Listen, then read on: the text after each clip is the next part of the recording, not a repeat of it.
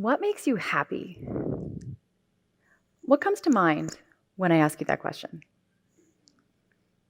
Did the answer come to you quickly, or did you have to think about it a little bit? I mean, it seems like a pretty simple question, right? What makes you happy? And it's a normal part of the human condition to want to be happy.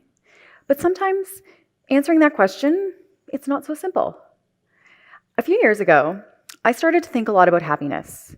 And I started to really reflect on my own life and ask myself questions about happiness. And one of the questions that I really started to think about was, am I as happy as I could possibly be right now? And I thought about it, and when I got really honest with myself, I realized the answer was no. I wasn't as happy as I could possibly be. And I started to think about why that was. Because, when you think about your life and all of that, we were never actually taught formally how to be happy. I mean, think about it. When you're in school growing up, you learn math, you learn science, but we don't take classes on how to be happy. So these things are sort of running around, these ideas in my mind, these questions. And at the same time, I was working on my PhD in health science. And because I couldn't answer these questions about happiness, I did what any researcher would do. I looked to the research. And I started learning about happiness. And what I learned was so fascinating that I actually ended up switching research topics and I started to study happiness. I wrote an entire thesis on happiness. When we look at happiness, there's so much data that supports how important it is. And yet, if you think about your life and you check in right now, no matter how happy or unhappy you are, what research has shown us is that it's absolutely possible to be happier. And if you don't live a life where you're happier, you're possibly living a life where you're missing out and not living the happiest life possible. Think about that. If you are living your life right now and it's not the happiest life you could, it's kind of like if you're experiencing life in analog instead of living your life in high definition. So, as a happiness researcher, I get asked a lot of questions about happiness. And I think the number one question that I get asked is, Gillian, what do I need to know or do or think or see? What's that one thing? What's the one thing I need to know in order to be happy? And you know what? The truth is, there is no one thing. There's no magic pill for happiness. You're the pharmacist. It's up to you. Nobody can write your prescription for happiness except for you. So, although I'm a happiness researcher, I can't write that prescription for you. But what I can do is I can share with you two of the most impactful things that I've learned in my research that'll help you to be happier. So the first thing I learned was that you can't just hope for happiness. Happiness doesn't just happen to us. It requires work and intention and effort. Happiness is not a destination, it's a practice. And all of the research supports this idea, and I've even seen it in my own research data. So for my PhD, I partnered with UC Berkeley and created a 4-week online intervention for students at my university. And what they did every week was they watched a series of videos that they learned about things like why happiness is important, gratitude, mindfulness, friendships, relationships, social connection. And so when I was doing my study, I needed to recruit students. And when I did my sample size calculation, I found out that I needed 60 students to be in my study in order to get a big enough sample size.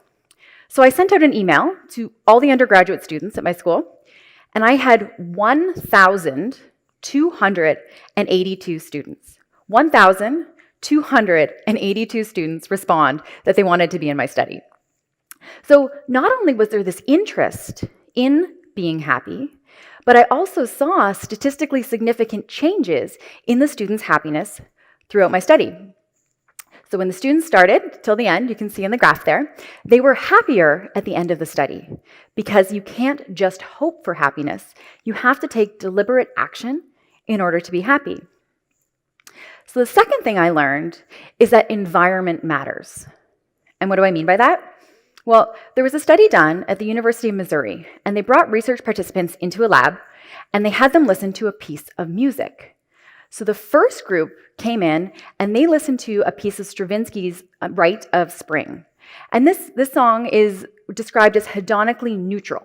So what that means is that it doesn't really evoke a lot of positive or happy or pleasure feelings. I'll play you a clip. It sounds like this.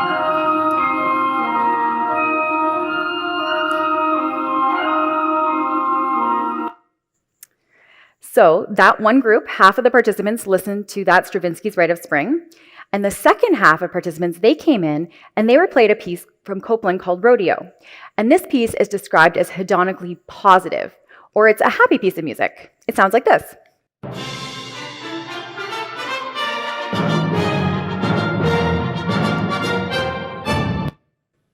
So what do you think? Did that make you feel happier? So once the participants were in, and they were either listening to the ambiguous, neutral music or the happy music, the participants were further subdivided. So half of the participants were told, just listen to this piece of music. The other half were told, listen to this piece of music and try to be happier. So out of all 4 groups that were possible in the study, the only group that saw an increase in their happiness was the group that listened to the positive music and tried to be happy. So the group that listened to the ambiguous neutral music, they didn't see the same increase even when they were trying to be happy. So what does this teach us? Environment matters. Intention is not enough. It's not enough to just want to be happy. We actually have to create an environment around us that's conducive to supporting our happiness. So when we think about that, if you think about your life right now, think about the environment that you're around. Who and what do you choose to surround yourself with? Who do you follow on social media?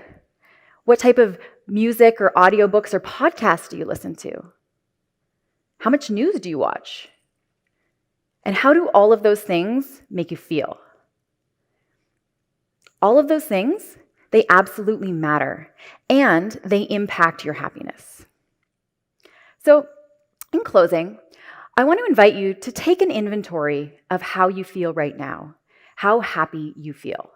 Do you feel more happy, less happy? However you feel, I can promise you that it's absolutely possible to feel happier. And by remembering 2 things, the first thing is that you can't hope for happiness. It doesn't just happen. Happiness is not a destination, it's a practice. It's something that we have to work at every single day if we want to be happy. The second thing is that our environment matters. And when we choose deliberately as much as possible to create an environment around us that's conducive to our happiness, remembering those 2 things, you can be certain that you're on the path to living a happier life. Because there is no magic pill for happiness. You are the pharmacist. Thank you.